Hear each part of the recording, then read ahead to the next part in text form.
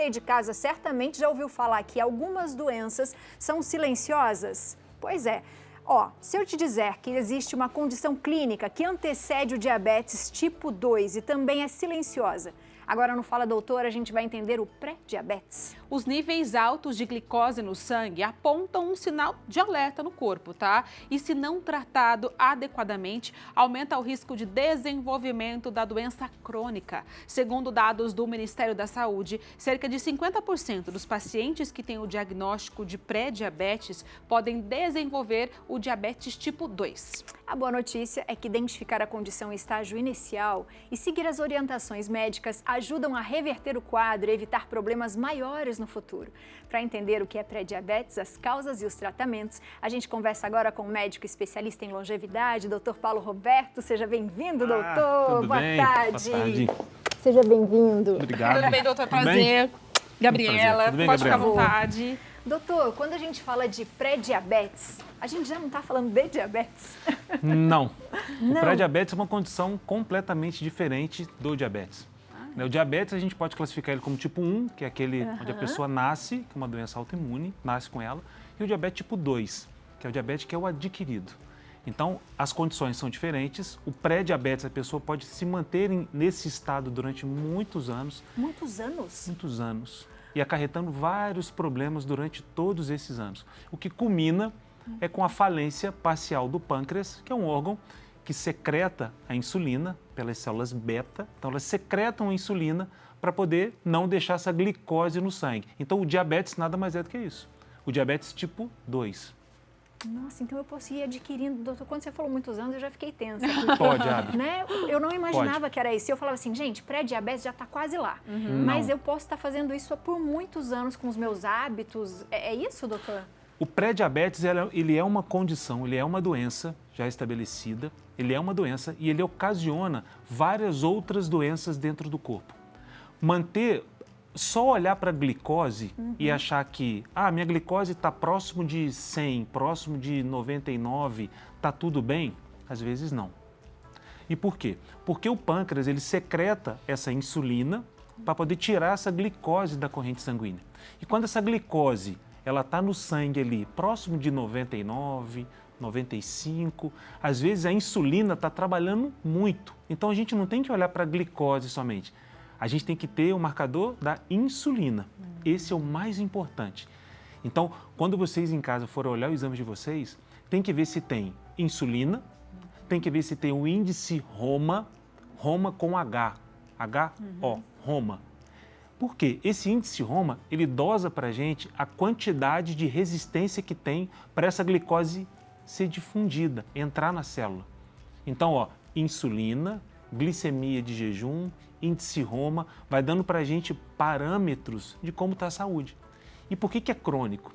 Porque isso vai ficando no corpo da gente, a glicose vai subindo devagarzinho, a insulina vai subindo devagarzinho e vai ocasionando alguns problemas. O primeiro problema é a glicação. Glicação, lembra-se, glicose. Glicação é como se estivesse melando essa glicose e essa glicose melada, glicada, ela atrapalha o cérebro, ela atrapalha a retina, ela atrapalha as coronárias, faz uma maior deposição, né, de processos inflamatórios dentro da corrente sanguínea.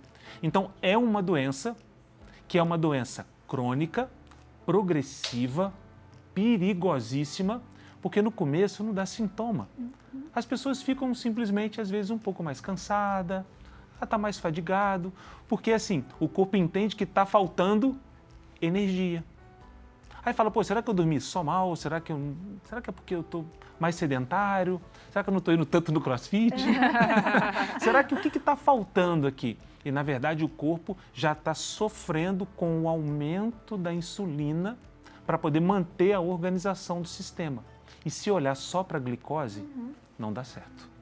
E, doutor, você pegou o exame lá, deu a pré-diabetes, como o senhor explicou aí, está tudo meio que alterado. Tem como reverter esse quadro para não dar, de fato, a diabetes tipo 2? Ou ótimo. Ali já deu ruim já? Deu ótimo.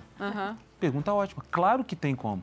Então, o pré-diabetes é uma condição potencialmente grave. Se ela é potencialmente grave, eu posso fazer minha intervenção. Boa. Então, como que a gente faz as intervenções com um quadro de pré-diabetes? Primeiro, analisando o exame. Eu olho insulina, glicose, índice Roma, frutosamina, peptídeo C. Ah, são nomes complicados? São, mas a gente pode listar depois para vocês olharem em casa. A insulina, o valor bom, é entre 5 e 7. É um valor ótimo, assim. Então, quando ela começa a subir, começa a dar problema. Então, se já está subindo, eu consigo fazer a intervenção. Então, o exercício físico melhora, diminui a insulina. O exercício físico diminui a glicose dentro da corrente sanguínea. E olha só que interessante, no exercício físico, quando a gente está fazendo exercício, a gente usa parte dessa glicose não precisando da insulina. Uau. Isso que é o mais lindo. Então, por isso que o exercício físico potencializa. Então, olha, comer alimentos mais proteicos para quem já está com uma insulina mais alta, o índice Roma mais alto. O índice Roma, você que está em casa para olhar o seu exame, ele tem que ficar entre 0,9 e 1,2. A gente chega, às vezes, no consultório, o paciente chegando lá já com 4 de índice Roma. Com uma insulina, às vezes, de 18, 19, mas ainda não está classificado como diabético. Olha o problema aí.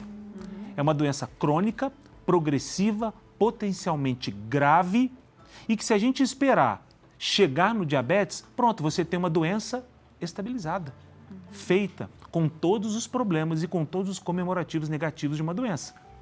E tem a ver mesmo essa questão de consumo excessivo de açúcar e de carboidratos, que isso interfere de fato de você ter uma pré-diabetes ou a diabetes mesmo? Sim, interfere. Então, o carboidrato, na verdade, ele vai agir como um vilão. Mas aí a gente volta sempre naquela máxima seguinte, então o pão faz mal? Não, o pão não faz mal, é o excesso. Ah, mas a batata faz mal? Não, o excesso. A gente já sabe que os produtos hiperpalatáveis, muito industrializados, carregam muito condimento ali dentro, muita caloria vazia. Então, sim, atrapalha. E por quê? Quando a gente come, o pâncreas, de novo, olha, o pâncreas entende que a gente comeu carboidrato. Então, ele olha mais ou menos e fala assim, comeu X de carboidrato, eu tenho que liberar X de insulina. Então, eu como um, libera um, como outro, libera outro. Só que, nos dias atuais, está se comendo muito carboidrato, muito açúcar e muito de uma vez só, o pâncreas não consegue secretar insulina. Então, não consegue pegar essa glicose. E a glicose fica ali, ó. Fica ali. Então, muita coisa para ele trabalhar. É muita coisa. Porque, na verdade, assim, quando a gente come carboidrato, a gente acumula em glicogênio. Então, comeu, não vai para estoque de gordura primeiro. Primeiro vai para o glicogênio no músculo e no glicogênio no fígado. Então, olha só, comeu carboidrato, tá tudo certo, estocou. Aí você vai fazer exercício físico, você pega essa glicose, esse glicogênio do músculo e do fígado e usa. Agora, se você não usa o glicogênio do fígado e o glicogênio do músculo, aí começa agora a depositar. Então, começa a acumular em tecido adiposo. Gordura. Só que essa gordura branca, ela é perigosa. Aí começa todos os comemorativos de um paciente que agora já está começando a ter sobrepeso. Então, o sobrepeso, a circunferência abdominal, o índice Roma, a frutosamina, a insulina, a gente olha para aquilo e fala assim, poxa vida, esse paciente está potencialmente grave. Aí começa a ter alguns comemorativos ruins. Às vezes fica com a vista ruim, fica cansado. Hoje a gente já sabe que os produtos de glicação que eu falei, que essa glicose, né, ela pode ter uma maior afinidade pelos neurônios. E hoje a gente já sabe que o Alzheimer não é que chama-se diabetes tipo 3, né? Mas assim, já é classificado como uma doença que tem essa resistência insulínica, essa resistência da glicose já muito direcionado. Então, vai esperar chegar com 55, 60 anos para começar a ter esquecimento e falar assim, vou cuidar? Não. Então, o pré-diabetes, sabe, realmente tem como a gente prevenir, tem como a gente tratar. E você acabou de me perguntar, tem cura? Tem. Ainda bem, né? Porque não chegou ainda, não estabilizou. Aí a gente só não pode deixar as outras doenças estarem juntos, que aí vai começar a potencializar outras coisas. Né? Por isso que a gente traz o paciente junto com a gente, entende todo o escopo do paciente, o que ele faz, como ele dorme, o que ele come, se bebe água, se não bebe, se faz exercício, se não faz. E a gente vai mudando aos poucos. E a gente vai traçando metas nessa glicose, nessa insulina, nessa frutosamina, nesse peptídeo C. São todos exames, pessoal, que o plano cobre. E para quem vai... não tenho plano de saúde. O postinho cobre. Mas o médico do postinho não pediu. Economiza um pouquinho, porque não são exames caros, são exames baratos. Ótimo. Perguntinha, doutor. Opa. Da Neide, boa tarde. Minha glicose em jejum sempre dá entre 85 e 90 e a glicada 58 e 62. A médica mandou eu tomar 2 comprimidos de glifage. Será que posso tirar ou diminuir para um comprimido? Meus pais não tinham diabetes. Eu faço uso do Puran, pois não tenho tireoide? Não tem. Tá. Ela, né, a dona Neide. Dona Neide. Né, então são poucos dados aqui. A gente tem que ver como é que está a insulina, como é que está o frutosamina, peptídeo C. Não tira o glifage, não. O glifage, na verdade, é a metformina. Ele age nas células do pâncreas, nas células beta, ajudando essa insulina e melhorando a resistência periférica do receptor de insulina. O que é isso, dona Neide? Imagina um congestionamento numa praça de pedágio. E a gente chega a 1000 carros e tem 5 cabines de pedágio. O glifage é como se a gente falasse assim, agora eu vou colocar ali 200 cabines de pedágio. Flui. Então, vai aumentar o fluxo. Então, não tira não, viu, dona Neide? E uma outra coisa, né? Ela não tem a tireoide. Então, ela fez uma cirurgia chamada tireoidectomia, possivelmente por algum tumor tireoidiano. Algum nódulo que transformou, ou então um Hashimoto muito mais agressivo que precisou tirar a glândula. Então, para os pacientes que têm hipotireoidismo, já são pacientes que vão ter uma dificuldade na metabolização de gordura, já vão ter dificuldade na utilização de energia. Então, para a senhora, não descuide de selênio, coma comidas que tenham selênio, essas castanhas que têm selênio, zinco, não descuide do magnésio, vai ajudar muito a senhora nesse seu quadro de diabetes, tá? Então, já começa a melhorar e faça exercício físico, potencializa muito. A gente tem mais uma pergunta para o senhor lá no nosso Instagram, que é a Márcia, né? Boa tarde, o assunto de hoje muito interessante. Eu gostaria de saber como prevenir o pré-diabetes em crianças. Maravilha, Márcia. Márcia Matos. Márcia Matos, que pergunta fantástica. Década de 80, década de 90, a gente não tinha um consultório como a gente tem hoje, com o sobrepeso infantil. Hoje nós temos crianças de 7 anos já com diabetes tipo 2. Não é a diabetes tipo 1, juvenil, é infantil, porque existe também a diabetes tipo 1, que ela é tardia, também ela pode acontecer até com 40 anos, mas é uma doença, tá bem estabilizada também, que não é essa aqui. Então, hoje as crianças, elas estão se movimentando pouco, consumindo muito fast food, consumindo muita gordura hidrogenada. Sim. Hoje você vê crianças mais retidas, e crianças já com ginecomastia, e crianças que já estão com um histórico já de insulina alta. Hoje a gente já tem crianças de 10 anos, 8 anos, 7 anos, já com o índice Roma, que eu falei para vocês que o normal é de 0,9 a 1,2 a 5,5. Crianças que já estão diabéticas com 10 anos de idade e por comida, por inatividade física. Então, como que a gente previne isso? Olha só, seu filho tem que acordar cedo e tem que dormir cedo. Seu filho tem que beber água. Seu filho tem que comer fruta, seu filho tem que comer fibras e seu filho tem que comer proteína.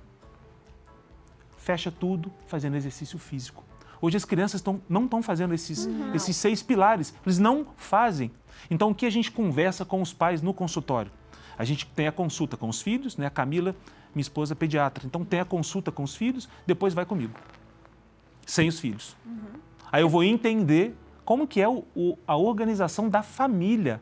Porque a consulta médica, ela não pode ser uma consulta. Olá, tudo bem? O que você precisa? Tá bom. Você precisa disso? Toma embora, toma receita. Não é assim. Mudou muito. Sim. Então, hoje, com o advento de tecnologia, as pessoas estão dormindo menos. E quando dorme menos, a tendência de comer carboidrato no outro dia é muito maior. Você atrapalha um eixo chamado grelina e leptina. Então, você tende a ter um pouco mais vontade do carboidrato na parte da manhã. Parece a recompensa, né, doutor? Mais ou menos isso. E são hormônios, a grelina e a leptina.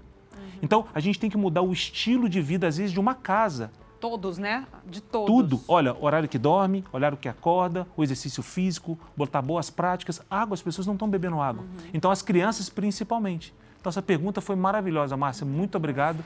A gente fala muito disso no Instagram, a gente fala muito disso no consultório. A gente fala muito disso por quê? Porque realmente hoje é uma realidade. E as pessoas que se mantêm em pré-diabetes por muito tempo, o risco cardiovascular de infarto, de demência, de AVC aumenta exponencialmente. Lembra o seguinte, é uma doença crônica silenciosa e que está cometendo os nossos jovens e as nossas crianças, infelizmente. E é pouco falado.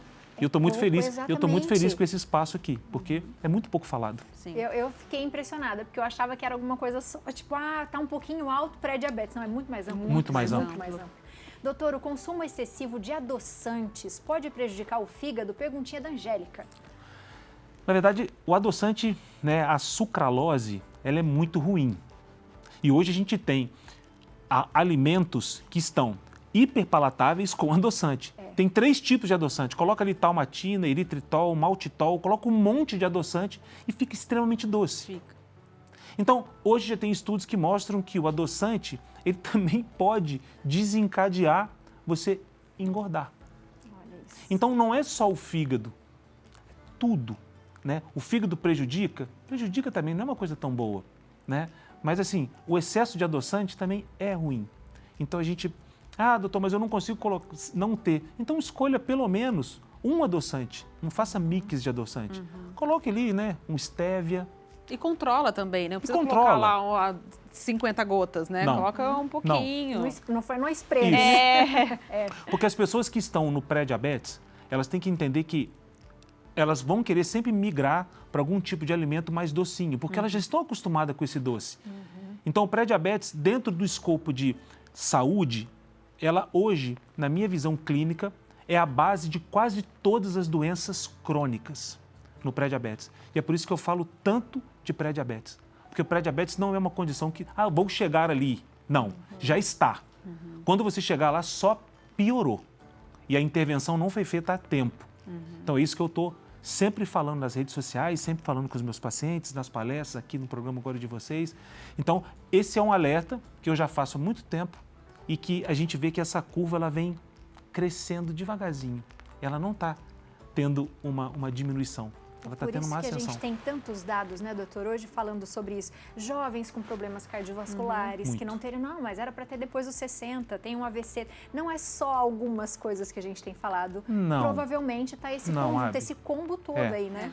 Coloca-se hoje a culpa, né, em muitas coisas que aconteceram dos últimos 5 anos para cá. Quando a gente fala em AVC, quando a gente fala em infarto, tudo bem, tem algumas pesquisas que já estão mostrando, mas não é só isso, não. A vida da gente é muito mais que isso, né? Então, a gente tem muitas tecnologias que estão a favor para melhorar, mas também o comportamento está piorando muito. Sim. E a gente tem que chegar nesse modelo, falar, olha, como que você está vivendo? O que a tua vida hoje está ocasionando para que você desenvolva o pré-diabetes? Como é hoje o teu condicionamento físico? Como é hoje a sua visão em relação à sua alimentação? Eu digo, né, eu estava até ontem participando de uma palestra também, eu falei, olha, nós somos livres a partir do momento que a gente diz não. A partir do momento que a gente não consegue dizer não, você está escravizado. É isso que o diabo faz com a gente, né? Ele não te dá opção de escolha. Então, somos católicos, nós temos, né, opção. É isso aí, a gente é livre para dizer não.